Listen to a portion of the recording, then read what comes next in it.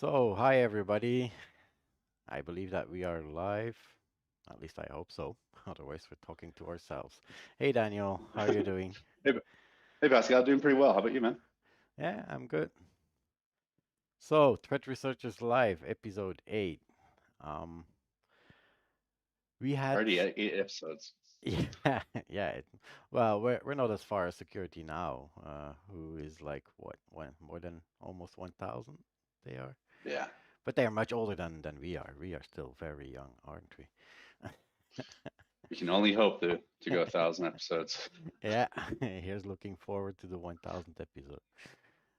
Wait, I'm sorry. This is live, so I'm also looking at ourselves on my iPad, but we don't want the volume for that. Okay, good. So let's just jump in. In this episode, what we're gonna talk about, we're gonna go around some of the amplification attack vectors because there have been some new ones that came up recently. So we want to do a small update on DDoS amplification attack vectors, what is driving them, why they use them, and also which ones are the most often seen. And then we also will talk, or Daniel will go into takedowns and door service, the recent Hmm? news that's been happening around the popular bots and some amazing pictures, I would say, that are included. Then we will talk about software supply chain attacks because there has been a lot of talk about SolarWinds attack, the supply chain attack, but it's not like supply chain is something new. So we want to go over what kind of supply chain attacks have been used in the past, and I call it attackers shifting left. Just as with the cloud, so in DevOps, people say that shifting left means that you're going to put more security into the application coding, so that means closer to the source code. So that is what shifting left means, going left. I hope it's the right side left that I'm showing here. But going left in the stack from deployment of the application towards compiling, towards writing the source code, submitting the source code. So, and for me, supply chain attacks is a little bit like the attackers moving more to the left in that whole CI/CD pipeline. So they go into the source code, they go into the modules that are used to build those applications, and they are infecting those. So they're actually infecting from the source. So we're gonna go over that, and Daniel will give us an update on the Olympics, where it stands, what are the updates on the risks, what happened lately, will they happen? Because I'm sure that some of you will not even know if they gonna happen. They're supposed to happen, right, Daniel? We can already. um, at the moment it's up in the air, but we'll get into that a little bit later. Okay. And then Cloud Pound. So yeah, some cloud has been wiped not so long ago. Well, actually, a couple of them have been put out of business or shut down. And then to Yeah, stay in the business of shutdowns, you're gonna also talk about the internet shutdowns that have been recently in the news. yeah, So quite a few actually. yeah, so many things to talk about again.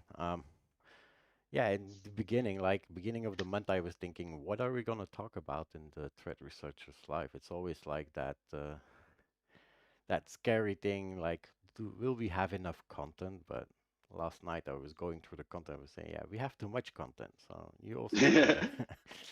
yeah. I mean, it's always a great question when the month begins: is will the criminals go away or will they persist? And Yeah. looks like we have another month of persisting, so we have an eighth episode.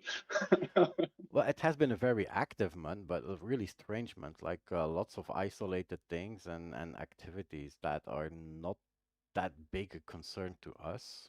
But but when you all bring it together, it's still a lot of things to talk about and still a lot of news. So Oh yeah, let's go into it. Let's start with yeah, our favorite it's topic, DDoS time. DDoS. So DDoS amplification. So and I put it on the top. If a protocol uses UDP and it is exposed to the internet, at some point it will be weaponized for DOS, for denial of service amplification attacks. Meaning that, yeah, if it does amplification at least, even if it does not do amplification, it will be abused for reflection attacks. And I saw this in some of the recent attacks that we had to our customers. Some of the top attackers are actually devices that sit somewhere in probably in a cloud data center because it was a well-known router vendor that was ref actually opening up the UDP port 53. Well, not the router vendor itself, but somebody who uses a router from that vendor. And they had port 53 open, which is DNS. And yeah, DNS UDP, if it's open for recurrent requests or for relay, so yeah, then it can be abused. And we all know that DNS has quite a good amplification factor, but even if it doesn't, reflection always helps. And we have seen attacks in the past where reflection attacks used pretty much any IP address on the internet. Because face it, your router at home probably is responding to SYNs. So somebody sending SYNs or even SYNACs, because your router might respond to with the reset packet saying, "Hey, I have nothing running on this port. Don't send me a SYN, or don't send me a SYNAC because you didn't send me a SYN." So he sends a reset after that. So there's always some packet going back out. There does not always have to be amplification. So that's why we typically talk about reflection and amplification. But when it comes to amplification, they're a little bit more effective than just reflection. So the objective here, typically with amplification attacks, is to do a volumetric attack, which means you want to saturate the victim's internet uplink, or at least throw as much as possible traffic at him that the user experience of customers connecting to his service is going down, so that they have connection problems or latency problems. So that actually means that the attacker does not even care whether you're using the protocol or not. That is something to be aware of. It's not because you're not interested in UDP 53, and you can put your firewall to block all the ports like UDP 53 for DNS. But even then, if an attacker comes at you with a volumetric stream, it's your internet pipe that gets saturated. It's not your device will not suffer, but your internet connection itself will suffer. So whether you use the ports or not, the attacker actually doesn't care. So that means that pretty much any protocol that's out there that can respond to requests is fair game in using for amplification or reflection. The only thing that it needs to have on the attacker side is a possibility to spoof the source IP, and on the other side, it needs to respond to that to that spoofed source IP. So that means typically TCP is not a good candidate. We have seen some amplifications using TCP, but that was more in the protocol level itself. So that means that when you send a request, and you can send in that request, okay, send a response to this IP address or to this URL, and then the service goes through it and then sends that response back to the URL that you encoded on the application level. So we have seen those, but those are much less available, or we see them much less happening than the actual UDP. So what is the motivation, or when will attackers typically weaponize a protocol? Well, that will depend on two things. How good a protocol is. First thing is, what is the amplification factor? So we talk about the AF. So the that can be either a packet amplification factor, and packet means I send it one packet, how many packets will it respond? Like in the case of sending a SYN, you send a SYNAC, so the reflector will send a SYNAC, but after a certain timeout, it will send another SYNAC and then maybe another. So if I send one packet and the reflector sends three packets, that's a packet amplification factor of 3. Now you also have a bandwidth amplification factor. If I send a small request, a small packet, and the server answers to that with multiple UDP packets containing content, then you have a much bigger bandwidth that he's responding to. So there's also a bandwidth amplification factor. And both of them might be important depending if the attack is focusing on sending as much packets as possible, so packets per second, or it's going for the highest attack size, which is the highest bandwidth possible. But they typically a higher amplification factor means that it will be more effective. So the attacker needs less resources, and he will be able to amplify using external resources that he doesn't have to pay for or that he doesn't own, to be able to increase his attack force. And then the other one, of course, is the number of exposed devices on the internet. The more devices are exposed, well, the more aggregate traffic he can build. So if he has only one device and the bandwidth amplification is 50, well, he can send 1 megabyte per second, then he will result in 50 megabyte per second. However, if he has multiple devices across the internet, he can increase that because every device that is a reflector will have a limit on how much traffic it can send. If you're using a home modem, well, it will not go a couple of gigabits per second. Now we already probably at 1 gigabit, maybe 500 megabit, depending on where you are, 100 megabit per second.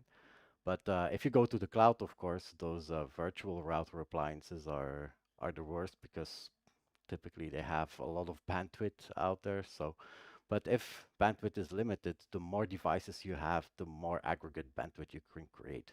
And the other thing is the more source IPs you can use, you can make it a little bit harder on the detection side. I say a little bit because, yeah, it's just another IP, but still the port is always the same. So that is the thing about amplification attacks. You will always see in the source port will always be the same because that's the port of the service that you're using to reflect. So if you're using UDP port 53 as a reflector, the victim will see a packet coming in with the source IP of the reflector and also the source port of UDP 53, so of the service that was used in the reflection. So that's No, fairly typical. Yeah. no. One thing I'll throw out there is that other than just like the motivation to weaponize the protocol, I feel like a lot of the criminals out there pretty much have these weapons handed to them. You know, very rarely do you see a criminal disclosing an attack vector. Very rarely have you seen a criminal using attack vector that we didn't know in the wild type of thing. Seems to be a lot of researchers that are handing these weapons over. Yeah, well, yeah, and not only that, the internet is so full of resources that it's hard to wrap your head around it. We talked about it last month when we were talking about DNS. DNS Yep. is one of those protocols that is perfect for DDoS amplification. Why? It has like a 50 times amplification factor and it's widely available. Why? Because yeah, a DNS server must be available, must be open to the public. Otherwise, you cannot have a recurrent DNS server. So any request that is sent using UDP will have to be responded. Now, Oh yeah. the DNS server itself cannot figure out if that packet was spoofed or not. There's no way that the DNS server can make a decision and see that, okay, this packet is spoofed, so I can do something. No, the DNS server is not aware. It's just, yeah, it's by design. It works like this. So we cannot believe that DNS servers will go offline unless they start to use TCP, which, yeah, which is only used for exchange of data. Now, more protocols are going to UDP than they are going to TCP, aren't they? So if you look, Right. And as we're seeing that more researchers are finding more vulnerable devices and more vulnerable services out there because of it. yeah. So yeah, talking about finding more devices, and actually the Plex was one that was discovered because somebody was doing attacks. So the bad guys were first there. It was not discovered by It is researchers. right. Yeah. My So mistake. yeah. Yeah. So, but the RDP, yeah, to start with the RDP, so port 3389 can be opened on UDP. Typically, you would use TCP for RDP, but there's some authentication that can be enabled on port UDP. Now, if port UDP is enabled, well, of course, it can be abused for amplification, and the amplification factor is around 85 times, so it's quite high. And there's more than 33,000 RDP servers that were exposed, which is not unlogic. Remember, with the pandemic, people need to provide access. We saw a lot more RDP attacks in terms of ATO attacks towards RDP servers. People publishing RDP to have remote users that were never supposed to be working remotely to give them access to their desktop inside the organization so they can still do their work from home. But yeah, by that they expose the RDP. For one, they make themselves vulnerable to ATO attacks and credential stuffing. ATO, which is account takeover attacks, sorry, and credential stuffing. And on the other hand, yeah, now also the use of RDP authentication to do the reflection amplification. And you might think, well, it doesn't affect me if I'm the reflector because I'm not the victim, but it wouldn't be the first time that we see collateral damage, meaning that the attackers the attackers want to send as much bandwidth as possible. So what they're doing is they flooding as fast as possible packets at the reflector. And they can saturate the reflector itself. So that means that even though that you are not the victim, if you are just a reflector or the amplifier for the attack, you can still suffer from the attack. You can still have problems because all that traffic coming at you, and then you're sending it out amplified. So you're actually increasing the incoming and the outgoing packets that are going to the victim. And then the other problem, and we will see that come back in the Ukraine slide that we have in a few moments. But yeah, if you are a reflector or an amplifier, you also risk to be blocklisted because the victim sees attacks coming in and he says, "Oh, I see these attacks coming in from that IP address. I'm going to block that IP address." Now, it might be that you're a customer, that you're using the service of that company that is being attacked. And also that company that's being attacked is blocklisting the wrong addresses because it's a legitimate address. It's just being used as a amplifier. So it's typically not a good thing to be an amplifier or a reflector. So even if you are not the victim or you don't feel that you could be the victim of such DDoS amplification attacks, it's still worthy to look if you have those exposed and that you don't cannot be an amplifier because you can come in trouble as a collateral damage or you can be blocklisted because you are the source of an attack. So RDP is one, another one that was found in January by Do Security Lab, Plex Media, SSDP. So again, SSDP comes back a lot because it's one of those protocols that is typically used for service discovery on the local LAN, but it's using UDP and some devices expose it on the internet.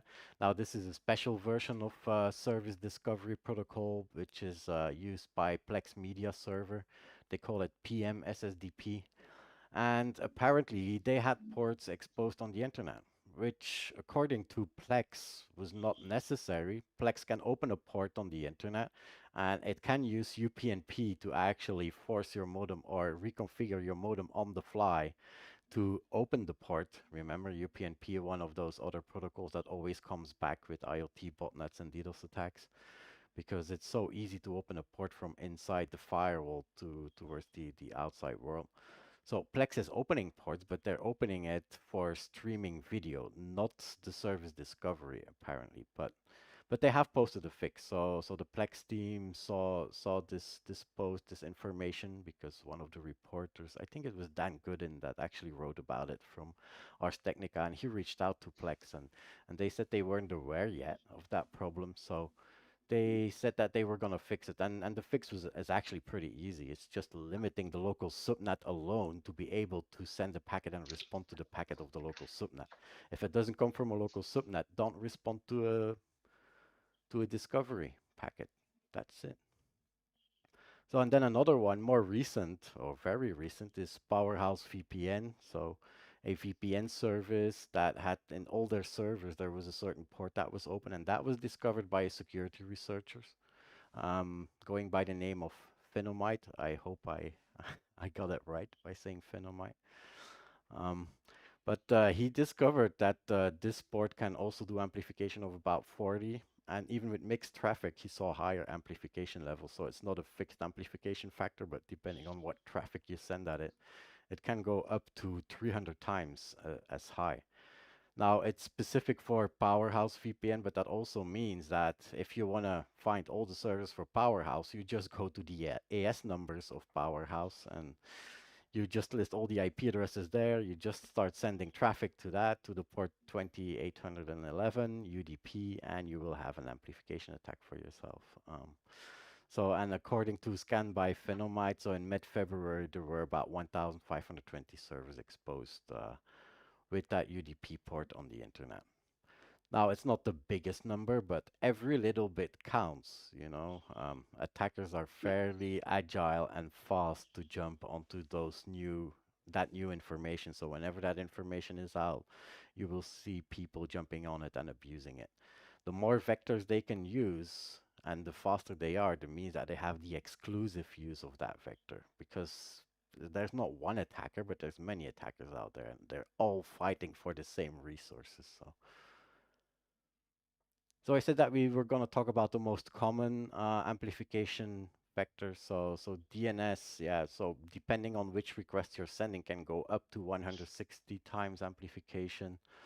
Um, CLDAP, which is also one that's using UDP, more than 50, and then the SSDP, so the Service Discovery Protocol that we talked about before, using like the Plex has its proper version of it, but SSDP has been known to be one of the amplification vectors already.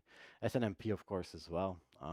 Memcached, which is an exceptional one. Memcached only came up in 2018 because GitHub was attacked with at that time the record level attack of how much was it? Was it 2 terabit or was it the 1. No, I think that I was. think it was 1 point something terabit. We have lost it in all those different maximum attack sizes. I believe it was 1.3 or something. But anyway, it was more than 1 terabit per second. And for that, the attackers used memcached. Now, memcached is a service that is being used for caching between web servers and databases. And it's actually a service that was never exposed to be published on the internet. Same thing as with SSDP and with WSDD and the Windows Services Discovery. Those things are not supposed to be on the internet, but still, sometimes, people do configure them either by mistake, by not knowing. But Memcached solved it by changing the defaults, and soon after, most of the Memcached servers went away. So we don't see a lot of Memcached attacks anymore. Not to say none. It was a 1.3 terabits per second. 1.3, yeah, I thought so. Yeah. So but memcached, we don't see, we see a lot of scanning for memcached servers, which is not only the attackers, also white hat, so companies scanning to map out whenever there's a new memcached server coming up, they will send an abuse or send information to say, hey, be careful because your server can be used for 50,000 times amplification. So that's an important one to keep an eye on. If somebody brings up by accident the memcached server in an older version or non-default configuration, 50,000x is a lot. Um, Now, WSDD, I said it, so the Windows Services Discovery Protocol, which is 500x, typically used in LAN environments.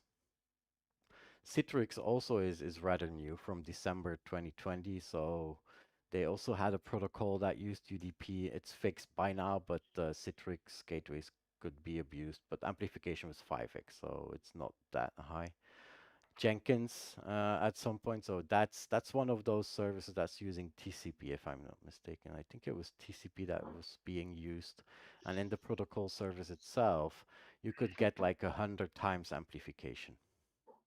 And co-op, yeah, that's one of the IoT. So in the left bottom, you have co-op right here. Yeah, there. Yeah, we're interactive. So co-op is one of those IoT protocols. It's like HTTP for resource-constrained devices using UDP, but implemented in not such a secure way, or at least not compared to the how is the new protocol again for HTTP? I forgot it. That's using UDP. You're talking about the HTTP over DNS? No, no, no, no. It's not HTTP over Okay. DNS. It will come back to me. It's just I'm tired from making content all night. Well, it's kind of weird. We're both on like two different sides of the world here. It's nighttime for you. It's early morning for me here. So Well, yeah, not really nighttime. It's 4:30 almost now. So, um, close enough. yeah, time to go sleep. Yeah, right. Yeah, close enough for government work, as I used to say. Here, look, I can be your Vanna White. Yeah. Okay, cool. Beautiful graphs. Yeah, nice slide. I'm happy with this one. So this is actually showing you for the last 4 months, so January back to October 2019, the most attacked verticals or sectors. So and one thing that we saw when we were looking at that for the first time was that healthcare is coming back quite a lot. So last year. And it's not surprising because during the pandemic, there has been lots of reports of healthcare being attacked by ransomware, and some of the new ransomware tactics involve DDoS when people do not want to pay. And yeah, of course, ransom DDoS was also out there, which makes the case for finance, which you will see come back a lot as well. But healthcare has seen a lot of attacks. They were not always the biggest attacks. So compared to finance, finance had much bigger attack sizes. I think that the biggest one in January was around 290 gigabit per second in finance. Now in healthcare they also had a very big one, but that was because somebody who's also doing in vaccination was attacked. But typically healthcare has smaller attacks, so we're talking attack sizes couple of hundred megabit per second up to a couple of gigabit per second. Um, but finance sees the biggest one, and finance is always there. So you see that finance has been a constant across the period. Education was more in October. I believe that it went a couple of attacks, but not that many. I think that September is the month where we see most on education. According to reports and according to what I see happening, it's coming back now. Education. I think it's because also remote education, schools, the remote education DDoS can disrupt that. So and some people are happy to see that happening. Of course, and then there's always ransom. So ransom is like always a good reason to perform a DDoS attack. Technology also fairly available across all the months, and technology also includes research for vaccination. They also include electronics. So it's like a big range of different companies that are doing technology, but yeah, they're always in. We always see good activity over there as well. But healthcare is one that came up fairly hard. The October one for government. Do you have an idea, Daniel? What happened in October in the government? There seemed to Oh, be. you're funny. You Europeans have jokes, don't you? I don't know. We could have had a very interesting election and some some drama going down in the United States. Yeah. Yeah, so I see question in the chat from Ari, and hi Ari. Good good to see you. Yeah, we do have data on the attacks per geography, but this is not yet, or we are not yet at the level to release it in this forum. We will have other presentations, and we are working on reporting, on DDoS reporting to get that information out there. So um, ping me up because Ari is a colleague. So send me a message. I will provide you the information per geography. But yeah, going forward, we will have more of those reports. So from what is actually happening, what we see happening in our cloud data centers, in our cloud scrubbing centers, which is not all of our customers, by the way. Radware is a vendor and a provider of DDoS services, so we have a lot more devices that are deployed out there from other companies that use it to provide DDoS service. We're not collecting data from every device that is out there in the field. We are only collecting the information that we have from our own DDoS centers, and based on that, we can make some interesting report, and we start to see some things that are interesting because right now there's lots of DDoS going on. So No, we need we need to start looking at those things. So stay tuned, and we will come with a report in maybe 1 or 2 months. We will have a report telling what we see and also talking about the geographies. So takedowns and door service. Is that like yeah, this will be a room fun one. service? Yeah. Yeah, it's something like that. But the doors come off the hinges. You get this shiny pair of bracelets. It's Okay. a very very fair service. Yeah, one of the first takedowns that we're going to talk about here is Emotet. It's a very famous botnet. It originally was started as a banking botnet, but we'll get into that a little bit.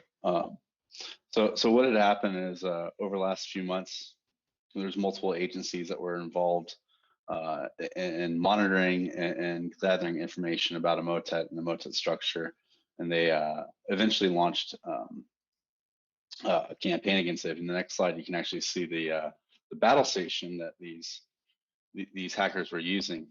Pascal, can you hit the next slide? Yeah. Thanks.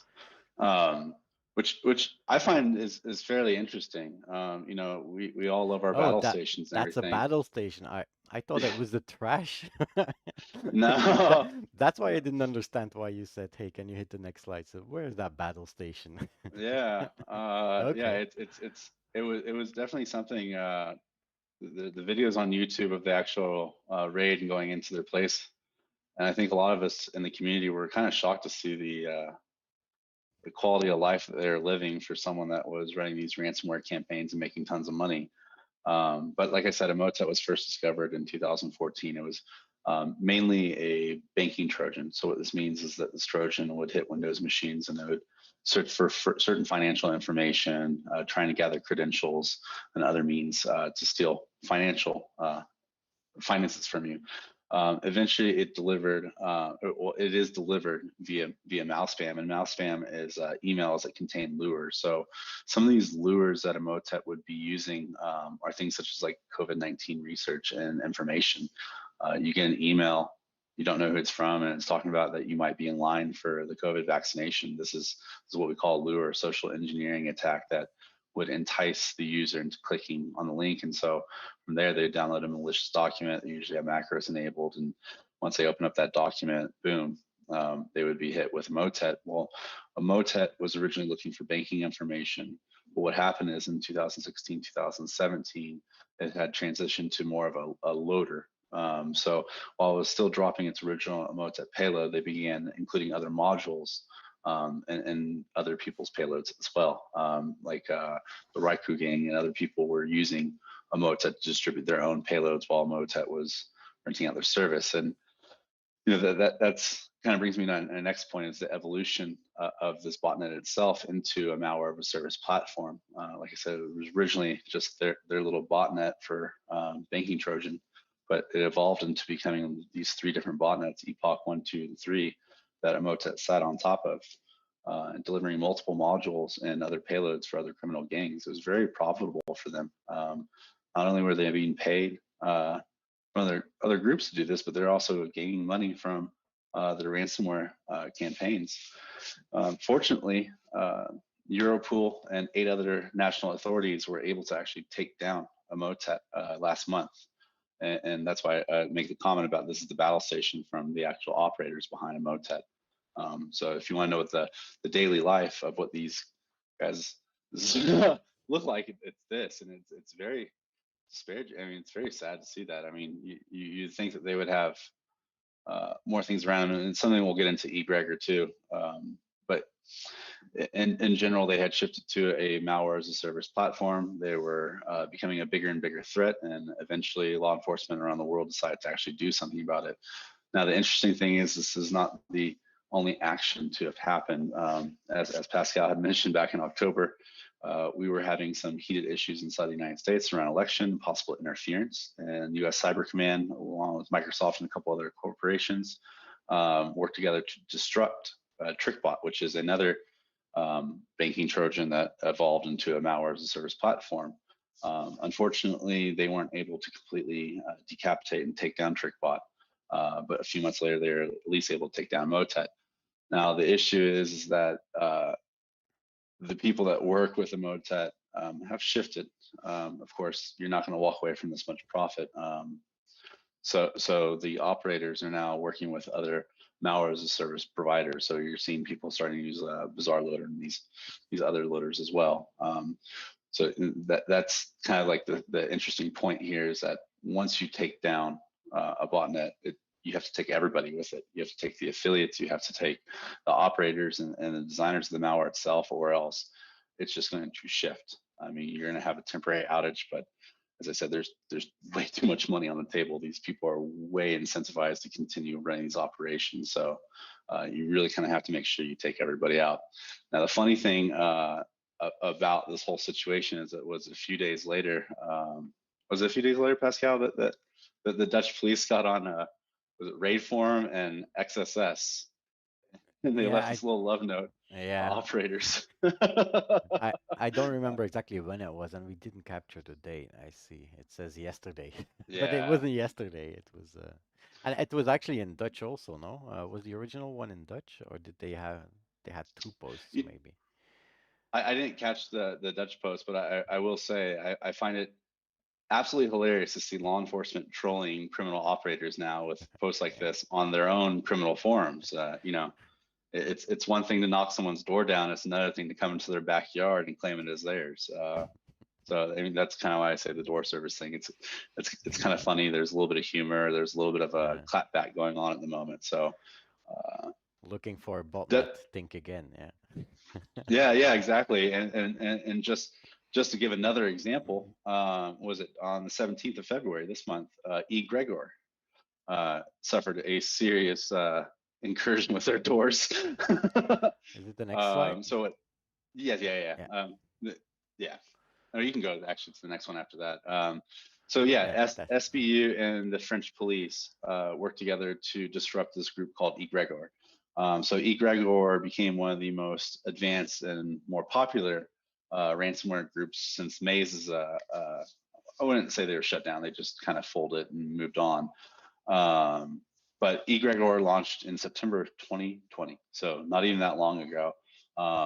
And in fact, there's so much activity. I think they had over 100 victims or something like that. They had a sharp decline in December. I mean, they came onto the scene with a bang and literally went out there. They had all the affiliates, and this is something I want to talk about: is how the affiliate programs work. Is a lot of people sometimes think that ransomware operators are this one size fits all. They do everything. That's simply not the case. That you have a group of people that develop the malware itself, and then you have a group out there that actually penetrates and compromises devices. And so the people that will compromise your network are affiliates, and they're doing that for these ransomware operators. They will compromise your network and drop the ransomware payload onto your network, and they will take a percentage of that ransom extortion with the ransomware operators. Usually they're paid very well.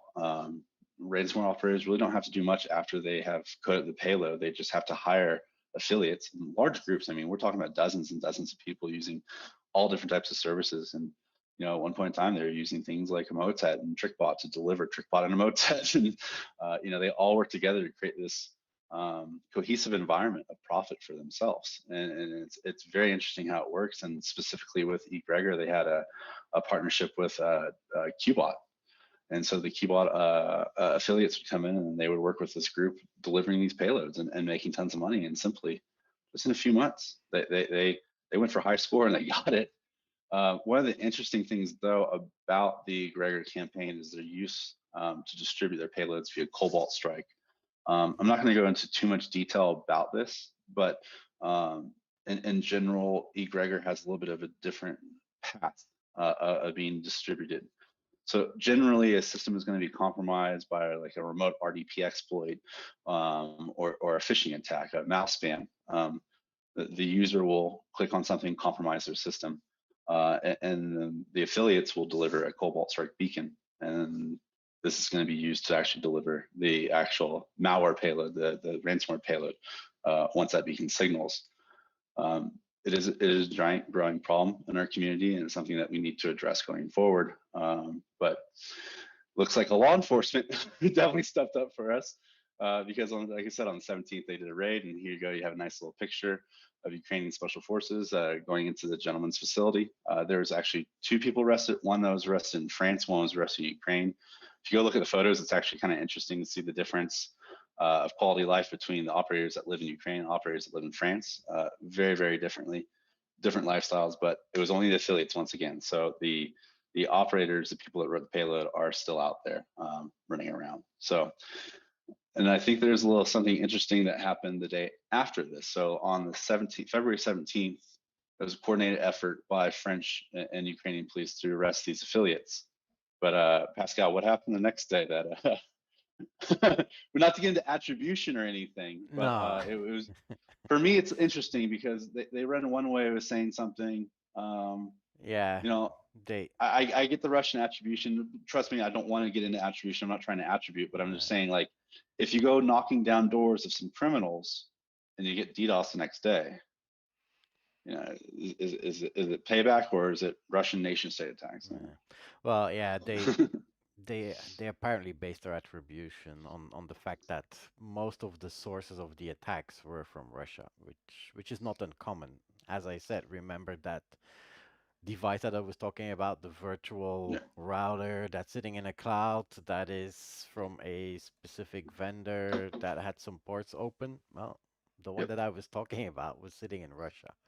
And we have a couple of those that are sitting in Russia that are being abused. So that doesn't mean that it was Russia that did the attacks, that was initiating the attacks. There's always like, yeah, where an attack comes from and who initiated it, and that is the big difficulty about DDoS. DDoS is like hit and run. You know, when you drive with your car past the house and you throw something at the house and then you drive away, that is a I would know crime. nothing about throwing eggs at a house. Nothing. I didn't say X, but now that you say it, okay. And Oops. or and compare that with actual malware that comes inside the house. So that is like stopping your car, going out of your car, walking to the front door, opening the front door, getting inside the house. It's a big difference, you know. Yeah. Attribution is much easier when the person is standing in front of you than you see a car pass and drive away because you can only say, "Oh, the color of the car was blue." Well, does that No, mean that, or it was this kind of car, and you know that the mayor drives this car? Does that mean that the mayor did it? No. Yeah, you yeah, and attribute also can like be you were saying difficult. in the earlier segments, as far as amplification and spoofing goes, the car was blue, but it had a wrap on it. They're peeling off the wrap, and it was actually black. Uh, yeah, you're thinking too much as a criminal now. Don't go do that. Now Yeah. the other interesting thing, yeah, and interesting, they call it a new mechanism of attacks, but actually, yeah, it's not that new. But some of their websites were also breached, and they installed bots that can perform DDoS attacks in their own website. So actually, they were attacking from inside the country, which also means that the legitimate website that was breached, that had now the bot installed that is performing the DDoS attack, was detected by the victim as an attacker. And as I said before, sometimes if you see an attacker coming at you, you blocklist the IP address. So that meant that the websites that were performing the attacks, which are the actual legitimate websites of the government, were blocklisted in other companies, and nobody could go to the website anymore. Even when DDoS attacks were over, they were still blocklisted, so nobody could access the website anymore because they were blocklisted. So, yeah, so that is the whole thing with that reflection and amplification. It's always dangerous to take an IP address from a DDoS attack and say, okay, I'm gonna send that out for abuse or I'm gonna blocklist it. Same thing for honeypots. Whenever you get honeypot attacks in, when it's UDP, don't go blocklisting that IP or go for abuse. The thing that you need in your honeypot, you need to make sure that you can make a connection, and that's typically through TCP. If you have TCP with a three-way handshake, you can be rather sure that the source is who he says he is, at least the source IP. Now you still need to look for gateways and anonymous proxies and for people jumping off of legitimate servers that were breached in legitimate organizations. So you still need to be careful when you blocklist, but at least when you have that three-way handshake, you're already a little bit more sure about the identity, or not the identity, but about the origin of the IP address. So it's very dangerous to just go out and blocklist. And they're still using blacklisting. I try to use blocklist. Yeah. Oh man. Get Guess Twitter was down at that moment when all Yeah, that happened exactly. in Ukraine. Something else to add, Daniel? Um, don't fuck with law enforcement. Yeah, and here once again the other thing that also was a little bit apparent. It's like 300 megabit per second attacks that you see on the graph. So we're not talking multiple hundreds of gigs, it's like 250, 300 megabit per second. I don't know if they took peak or average and how they average, so that might be a wrong graph to make conclusions on, but it's certainly not in the hundreds of gigabit per second that the attack was. I mean, the one thing that is clear is that in 2021, law enforcement isn't messing around this year. Oh yeah, That it no. seems that they're very, very much about an offensive um, strategy of going and taking down infrastructure and making a safer community, which I fully applaud. You know, we've done too much indictments and too much sitting around doing nothing and finger pointing. I think that this is a great sign to see in 2020 in October, multiple companies in law enforcement working to take down TrickBot. I think it's a great thing that we saw TrickBot taken down, or Emotet taken down. And you know, I just have to applaud the efforts by the French and Ukrainian police as far as the swiftness and how quickly they moved to disrupt Egregor. Like I said, they only simply launched in September 2020, just a few months ago, and the group has been completely taken down at this point. So even though they're moving on, we are fighting back now, and I think that's a great thing. Yeah, and it's gonna be a long fight. But Well, it's it's it's not fa- going to end anytime soon.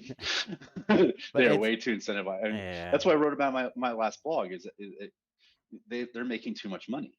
You know, we have to find a yeah, way to devalue um, their profit line because, dude, it's an insane amount of money they're making. I mean, I don't need to explain to you. It's crazy. So why would anybody not want to do that?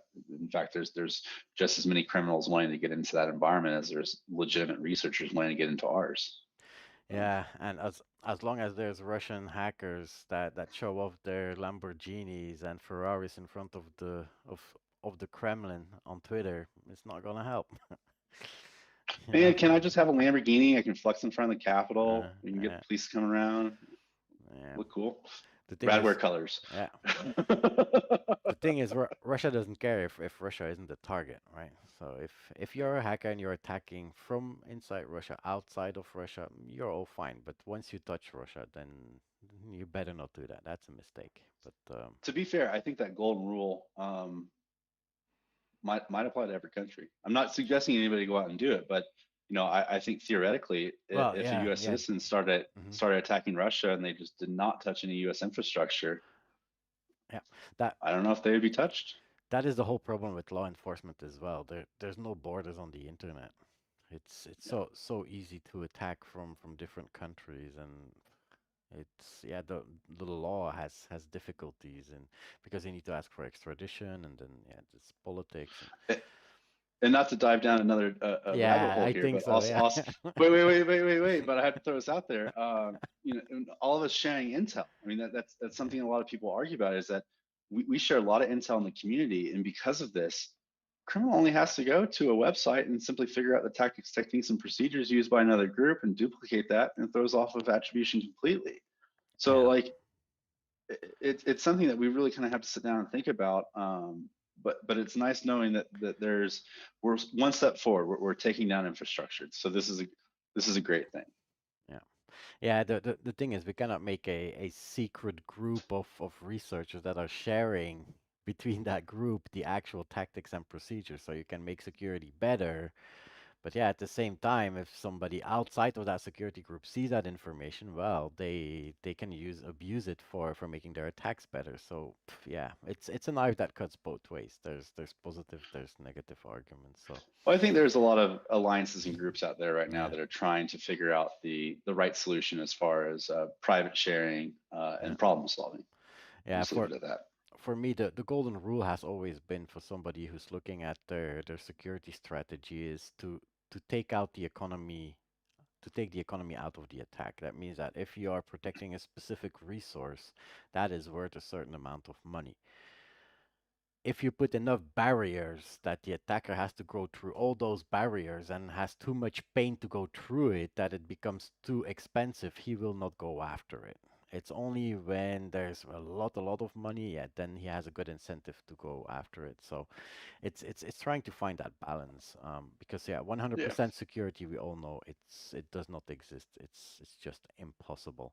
But it's about taking the economy out of the attack, and which is also not always easy. And that's why threat intelligence is so important, and also to know who are the people who can attack you, how do they work, how do they get incentivized, how do they get to their tools. So that's why knowing all this kind of economy and what's going on there, and understanding who could be your next attacker, that it's important for you to be able to make a good strategy in terms of securing your company. absolutely. So, software supply chain attacks.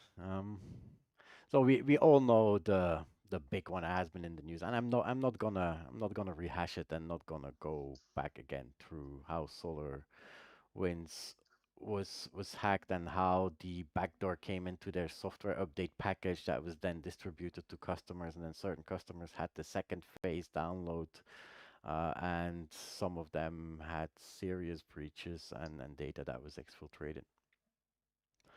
But the idea of the SolarWinds attack, so I hear a lot talking about supply chain attacks, but it's not like it's something new. This has been going on like almost forever, I mean, forever since development became a thing. Yeah, Um, here are some examples of supply chain attack, and I'm pretty sure that everybody knows the first example, like in June 2017, Emidoc in Ukraine. So they are supposedly the source of NotPetya, who devastated the world, right? So NotPetya, that was also leveraging the oh god, the blue eternal blue yeah. uh, exploit that was in the shadow NSA broker, package. yeah, Yeah, and that was leaked by shadow brokers. So yeah, so MEDocs was infected in their software. So everybody who updated the software, and MEDoc is a document management and accounting software that is used by many Ukraine organizations, and used also to communicate to their tax how do you call that when you do tax statements. So yeah. that software is very popular, and yeah, if the update of that, so if the update server is breached, and the software was put in there, so that's how it all started. But then that combined with the Eternal Blue made that big explosion that probably it was not supposed to go as far as it did. Many people believe that it was an attack on Ukraine, and not so much outside of that, but there was many collateral damage in that one because he just And that was attributed to GRU by the United States government. yeah, it was. Yeah, So and then yeah, just 1 month later, NetSarang also had an issue with and they call it shadow pad. So it's a backdoor that was embedded on one of their code libraries. NetSarang are the people who make Xshell, XFTP. Maybe if you ever used one of those products to connect to a Unix server, um, they make those products, and they also had it. And CCleaner, the that was acquired by Avast also around that period of August 2017. That cleaner was also, their update was also had the backdoor component. And then there was Shadowhammer, November 2018, which Asus, which is the the hardware supplier for computers and laptops. Well, your computer and laptop probably comes with a live update software. Now that live update software was backdoored, so try to yeah. imagine a live update software has access to your BIOS, to your to everything that's your machine admin, because they can install drivers. So that is like the good place to be, or the place where you want to be as an attacker. If you can breach that one and you get a backdoor on that level, then you can do some interesting things. And Oh were yeah, all, but they were all caught pretty much in time, except for the ME dog that exploded. But the explosion is not because of ME dog. The explosion was because of the Eternal Blue in the NotPetya. But all the others, they were all exposed and discovered through their command and control communications. At some point they communicate, and then they are caught by the companies that do serious security, and sometimes also by detected by anti-malware vendors in that time.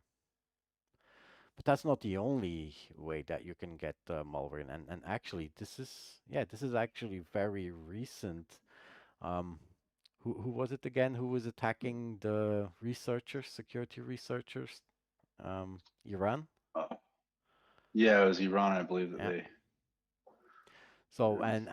and the way of, or was it China? The way that they did is they get in touch with them and and they send them a malware, and that malware needs to be compiled, and then they compile in a backdoor, and then they had access to their research and their information. That's a little bit the same And idea. those people were burning actual exploits to try and like social Oh engineer yeah, us yeah, yeah. to be their friends, which was that was one of the more weirder things. Hello, here's my exploit. Will you be my friend? Yeah, yeah, but the exploit was rigged with a backdoor. Yeah, But they and were also actual the exploits. That was the amazing thing about that campaign. Yeah. yeah, yeah.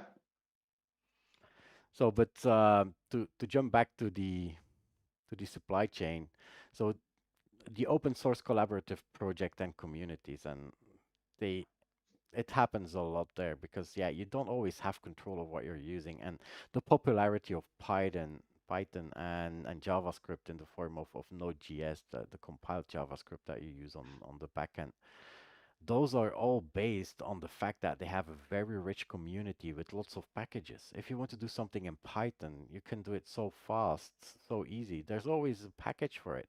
You just look for the right package, you download it, you install it. But what if? What if that package was built by the wrong person? What if that package was backdoored?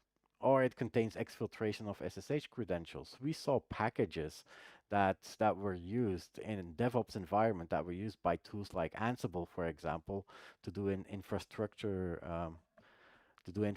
management, but on a big scale, on a DevOps scale. And those tools typically will use at some point SSH towards a device. If a device does not expose an API to do configuration changes, you will do it with SSH. Now, there's a package in Python that does SSH, like SSH decorator, and at some point, somebody was able to get a backdoor in the code and just copied all the SSH credentials and send them off to a website. So SSH credentials to your switches and routers, those are not things that you want lying around on the internet or moving around on the internet. Then there's others that do the nothing so fancy, but clipboard replacement of crypto wallet addresses. And actually, I think that Colorama was one of those that did the clipboard replacement. And they made a full $40 out of it. It's not that they didn't really became rich out of it, but it's just the idea, this can happen. They're, And they're actually, staying below radar. You know, if they don't uh, make so much money, then they don't get their doors kicked down.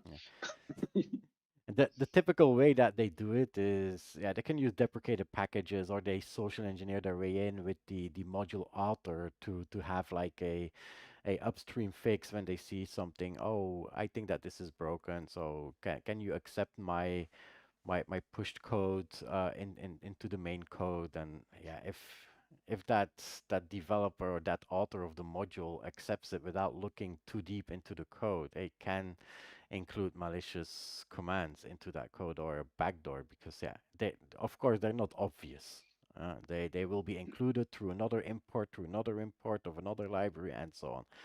And the most common one is actually typo squatting. So there's some obvious examples there, like Mongoose, which is for npm, which is one of those modules that does object relational mapping for MongoDB, very popular one. Well, Mongoose with two O's is the actual module, but Mongoose with one O was the one that had the backdoor. And then Colorama versus Colorama. Jellyfish. You see jellyfish? Yeah. Try to see it, even if you look closely to your screen right now. The first L, the first L is actually an I. So URL lib with one L versus URL lib with two L's. So people who never used a package before or and even experienced people, when you go into Python, you're using all those packages. You look on Google, how do I solve the, I want to have something that parses URLs. How do I do that? And somebody says, oh, you have to include URL lib. Well, you just go on to, best case, you copy paste a command that has the right URL lib, and then it says, then it installs the right one. But if by some reason you're using a graphical package manager and you click on the wrong URL lib, well, you're installing the wrong one. Now, there are companies that are now skimming those repositories, those official package repositories, and who pick out those that are dangerous. So sometimes you see articles like 31 dangerous packages found, all using typo squatting, and one has a backdoor and the other has this. But think about this next time when you use Python, and I must say I use a lot of Python, and every time, sometimes it just hits me like, am I sure that the package that I'm installing now that it's not backdoored? Because sometimes I'm working with sensitive data that I don't want to go out there on the internet. So yeah, it can be at any time package can be impacted. So Daniel, You're that's just gonna your make turn. The Olympics. you're just gonna make me cry, huh? Yeah, Uh-huh. just throw that picture up. I'll tell you, over the last 5.5 years, somewhat, I've been working with Radware. I've thoroughly enjoyed researching smart stadiums, and it's been uh, one of the best experiences possible traveling around the world, going to these large stadiums and trying to figure out what exactly could go wrong, will go wrong during these massive events. But unfortunately, this is going to be a tough one for all of us that wanted to go to the Olympics. But in general, they're suffering some issues. One of the more recent issues that happened was the Tokyo Olympic chief was forced to resign after making some sexist comments. And this, while it's not a high end risk, it does attract activists and hacktivists. Um, One of the issues inside of Japan is that they're ranked 121st out of 53 countries for gender gap equality. And so this was uh, a little bit, this mainly had to actually do with the situation of the chief resigning, but because of his resignation and the remarks that he met, it does increase the risk of possibility of activists actually at the games if they allow spectators there, and hacktivists looking to disrupt or spread their message and ideology about the situation.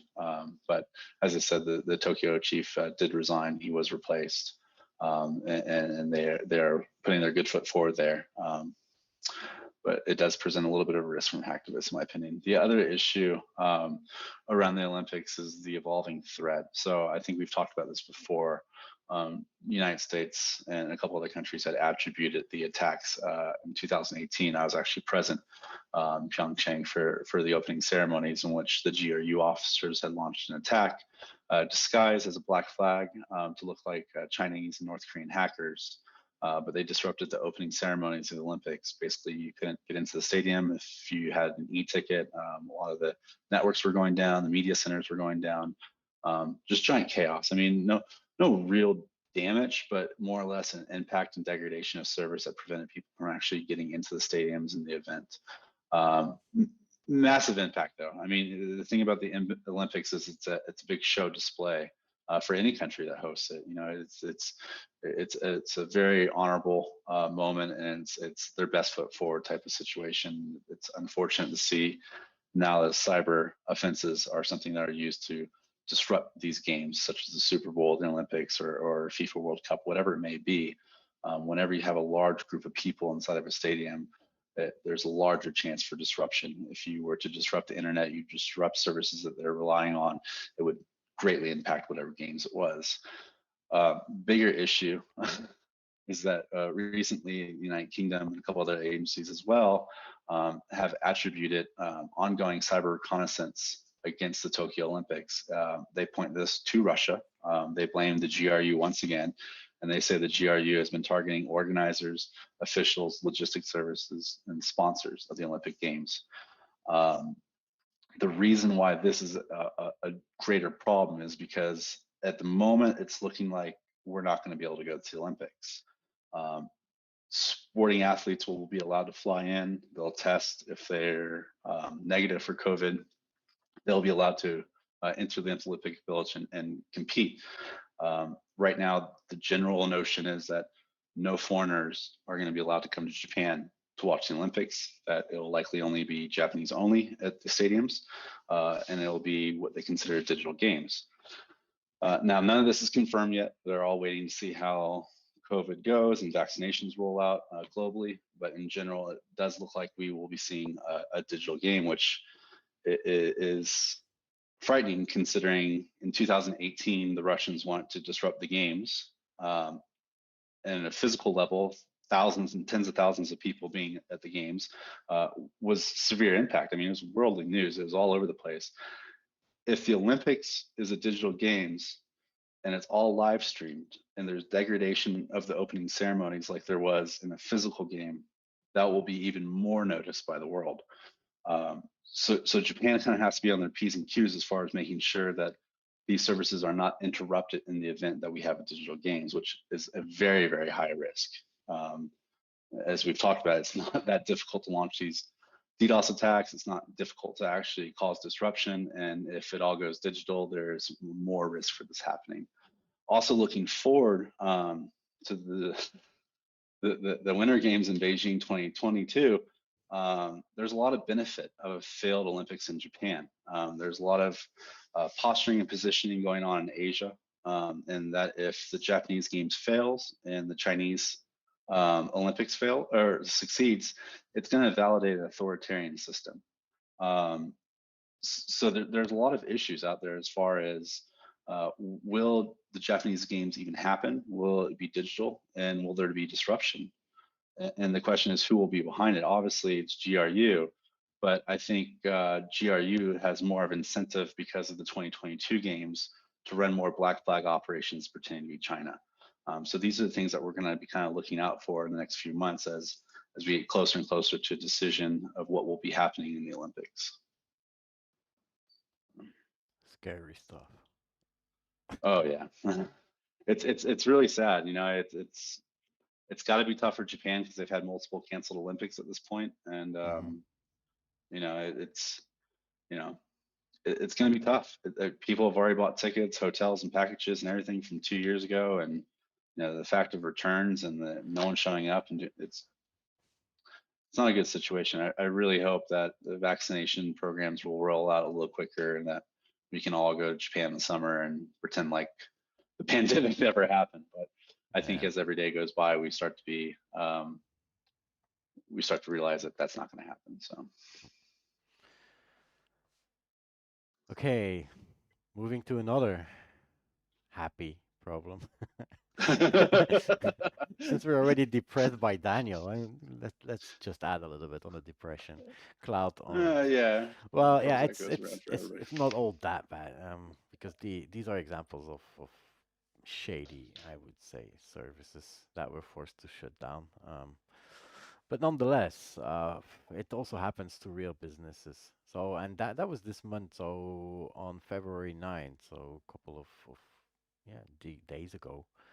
No Support Linux Hosting suddenly had on their website that they announced that they were shutting down. And they said that a hacker breached their system and it compromised their entire operation, meaning it wiped out their cloud, wiped out many of the machines. So they just decided to fold. That was the message, at least. But then, when you look a little bit further, you will find that there was two more hosting services that were shut down the day before, on Monday, February 8th. And those are two IPTV providers, I think in the UK, that are linked by their owner. Now, their website was breached and defaced. So on the website, the personal details of the person behind the two sites was being shared. Now, when I say IPTV, it sounds clean, but it's one of those IPTV streamers where the copyright protection might be like dubious, you know? So having his information out there on the website, and also they were threatening to share the customer databases of those two websites with police and with copyright protection agencies. So it seems like a kind of white gray, maybe black, I don't know, but seems more like white gray hat that the went and breached the website. And they had two options basically. Either they paid a ransom of 2 Bitcoin and then the attackers would go away and just leave them alone and promise to not share the databases with the authorities. Or option two, you shut down for good. So it's like, yeah, And apparently, Sapphire Secure also chose for option two, and that's probably also the option that no support Linux hosting took the day after when they were You might go attacked. for option one if you had mined Bitcoin in 2011, but Yeah, if I was just looking right now, $50,000 a coin. I know it's a huge drop, but that's a lot of money. yeah, well, still, is it enough money to shut down your company? I don't know. The pressure points are real, aren't they? But yeah, there's more behind those websites, and probably they, Yeah. even if they stay alive, if that customer database is really stolen and gets out, that will be a big disaster. Well, not disaster for that website, but it's like like I said, it's not. I don't think it 100% in the clear. It's like IPTV retransmitting streams from streams that they did not pay the copyright for, so copyright protection agencies are after that. It's piracy, yeah. So it's illegal. Now it doesn't always happen to the bad guys only. So, and this is actually already a pretty old example. But it's one of those examples that I always bring back up and always think about. It's Code Spaces. Code Spaces was one of those companies that offers um, an environment for development in the cloud. So that meant that you could take your iPad, you connect to their cloud environment, you had your editor, you had your code repositories, you had version management. They did the backup of the code in their cloud. Your whole environment, your whole project was in there. It was very easy to start as a startup. That was also the year where there was many of those startups that were encoding mobile applications and all kinds of applications in 2014. So they had lots of customers. But at some day, they were hit by a DDoS attack. And that DDoS attack seemed to be like a smokescreen, because during that DDoS attack, the attacker was able to infiltrate the cloud, block out all the admins from the cloud. So that means that nobody from code spaces had access to their cloud anymore. Only the attacker had access, and then he ransomed them, and they said, "No, we don't want to pay." So what he did was actually delete their whole cloud. Actually, no, there was no ransom. Sorry, he just went in and deleted everything. That was it. I don't know what happened before that, but apparently, the official statement is that he went in and he deleted everything, all their S3 buckets, all their cloud instances, all their machines, and even their online backups, which is why it's so important to have a offline backup. So backup in cold storage or completely offline, something that Oh is yeah. not connected. If you can connect to it to do the backup, attackers can also find it and connect to it. So it's so important to have that because it only takes one small mistake. You're not in a physical data center anymore. Anybody can get into that virtual place. You use that place, you have the keys to the kingdom. An attacker can have those same keys, and once he has those keys, who knows what he can do? Or just treat all your backups like they have Bitcoin on them. Yeah. Uh, yeah, I don't know. It always sounds so scary, when you're an administrator. Yeah, Luckily, I don't have the keys to any important cloud, so. But hey, if I would own the keys, I would be so afraid. same, same here. Oh, they're not the only ones. VF email is another one. Oh yeah, so actually VF email is the one that was deleted. Yeah. Also. So VF email, and that's a recent one. VF email are providers of online email, but can also have offline email, so you can have your email program that syncs email. And at a certain day, they found that something strange was going on in their cloud, and what they saw was like the last command of an attacker deleting or formatting the disks of their backup servers. And once they looked into it, everything was gone. So all backups were gone, everything. That meant that on Friday evening, you close your email, you have a full inbox. On Monday morning, you come back and work, you open your email with a very big smile because there's no backlog anymore. But then you come to realize that big smile goes down and down, and you get sadder and sadder to realize that all your archive is gone, all your folders are gone, and gone forever because the backup was gone. So basically, VF Email was able to restore their services, but it was like a full reset, all data gone. Even to the point that some customers had to send an email to themselves from another email account to trigger the process to create the mailbox so they could log into the mailbox again. So everything was Total brand new. disaster. Yeah. Yeah, and plus VFE had the issue with Armada Collective in 2015 when all the email services were being targeted. Oh, so yeah, Yeah. that I didn't know.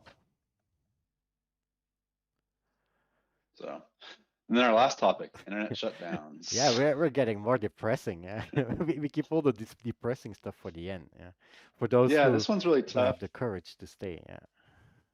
Yeah, especially for the people in these countries. My heart goes out to them. It's Oh kind yeah. of a tough situation.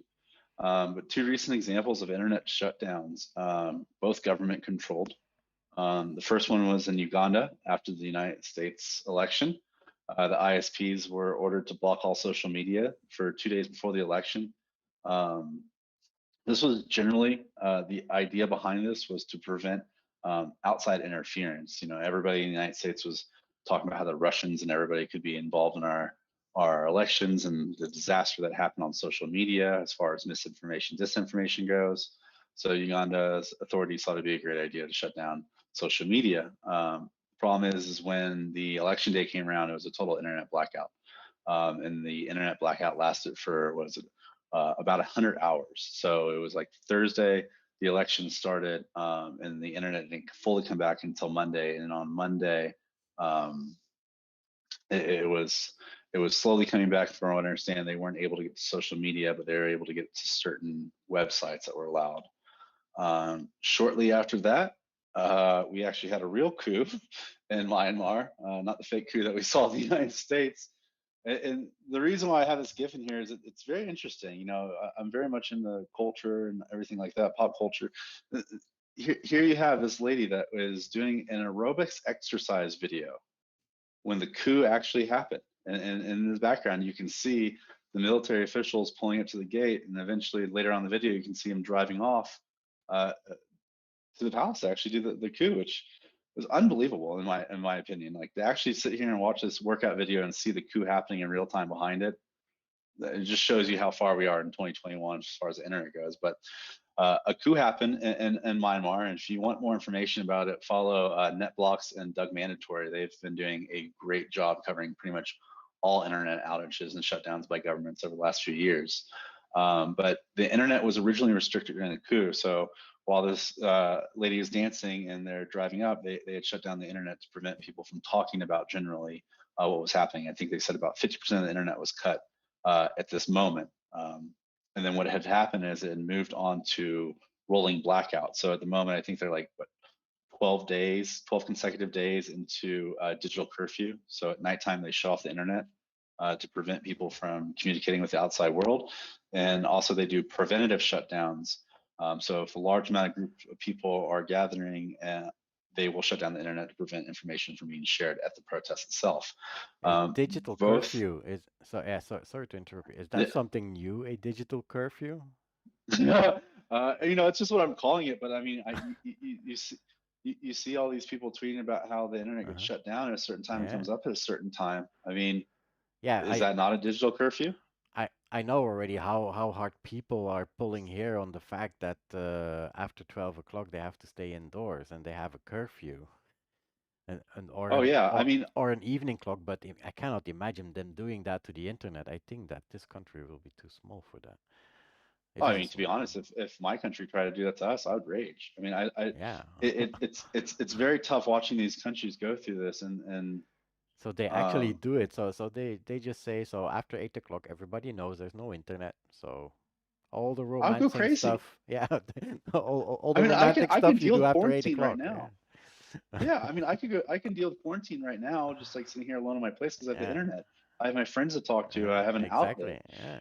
But if we're in quarantine, like these countries are in quarantine as well, and they're not able to talk to their friends and family members, let alone like talk to the world about what's going on inside their country, No, it's a tough situation. And it's you know, crazy. it's not just these countries. It's India. India is the worst when it comes down to abusing power. They're the world's largest democracy, but yet they're the top violator in human rights. It's it's unbelievable. Over the last 4 years, there's been over 400 reported internet outages, and the longest one lasting 213 days. Dude, if you shut off my internet for 213 days, I'm gonna get on a plane and come out there and slap you. Like, Yeah, that's but that that's a that long was not time. the That's a whole country, right? How do they no. There's select? not. It's not. It's certain regions. So based on like I Okay. said, protests, preventative Mm, measures, yeah. farmers, other people getting upset, Okay. President Modi and his group coming in and saying, hey, we need to censor the internet, block the internet for what is the word that they use? Civil order. You know, they want to create civil order, so they censor the internet. But 213 days, dude. That's that's a long time. I mean, I'd move. If they shut off the internet here in Denver for 213 days, I'm going down to Colorado Springs or Pueblo. Yeah. Um, but these shutdowns, they impact millions of people. I mean, India is a very large country. You shut down Kashmir or something like that, and that's millions of people impacted. And the worst part about it is that the economic impact, billions of dollars lost because of all these days without the internet service. So in general, I think that other than just like attacks door services that we were talking about, I think we really need to start talking to our own governments about, is internet censorship the way to go? I mean, as we saw in the United States in October, we tried to censor things like Parler and other services. Um, Twitter. did it work? No, it did not work. Yeah. You can censor my internet access and turn us off, but nothing's going to stop me from physically going outside. Yeah. And that's the thing, is that if you're trying to control people in general, wouldn't you want them just to kind of stay isolated on their computers, or would you want to aggravate them enough where they decide to go downtown in a huge mess? So I'm not saying one or the other, but I think we need to have these conversations with our government saying, is this the right thing to do? Yeah. Yeah, since the whole social media and the false news and QAnons and so on, it has been a big year last year, and it's a Yeah. problem. The fake news and yeah, it's been amplified so much by social media, and everybody's now on social media. Before, who had Facebook was just a couple of geeks, but now it's like everyone on the Geeks in planet. college, because you Yeah, couldn't have a Facebook account unless you had a yeah, college yeah, account. yeah. To start with. So yeah, it's a much bigger problem. Yeah, I do agree. Yeah, I think generally, like going into the next few years, that we're going to see internet shutdowns become a very prevalent problem. So Yeah, not only that. Yeah, we have so many problems with the internet. It's like amazing that it's still. Guys, don't forget that medium is what connects our clouds. The clouds is what does our business. We yeah, are increasing digital transformation, but at the same time, it goes over that same medium, which is called the internet, which is now being shut down for censoring people, which is which causes attacked. billions of dollars of damage in their Yeah, in their economy. So I mean, it's the thing. Like, imagine shutting down New York City for 213 days. Those people yeah, wouldn't be able to connect to those clouds. They wouldn't be able to do their services. So yeah. So sometimes that is something that blows my mind. Like when I think about this, do we really want to put our business out there on the internet? So how are we ever gonna clean it up and make it safe again and make it work for our businesses the way it should work? Because we are relying so much on that medium. And going forward, everything's interconnected, and one small outage has a ripple effect across the world. We saw it with the AWS outages of last year. yeah, One central outage has a ripple effect that impacts like half of the cloud, half of the organizations that were or connected to even them. worse, when Google goes and you lose your workspaces in Gmail and Yeah, everything else as well too. yeah, yeah. So, oh man, we are already 20 minutes over the hour. So 1 hour and 20 minutes we've been talking. Yeah, time goes fast when you're having fun, right? It's extra. Yeah. We put in extra work. So for the people who are interested in previous episodes where we have the same discussions but always different topics, the links are here on the top. So all the episodes are on YouTube, except for the first two. but I believe that we uploaded them. But on those links, you can also find more resources. Also, the slide decks typically we also provide them for download.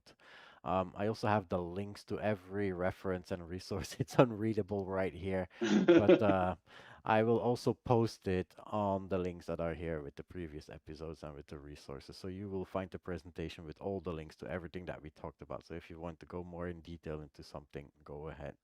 Um, Also, if you have any questions, leave them in the comments.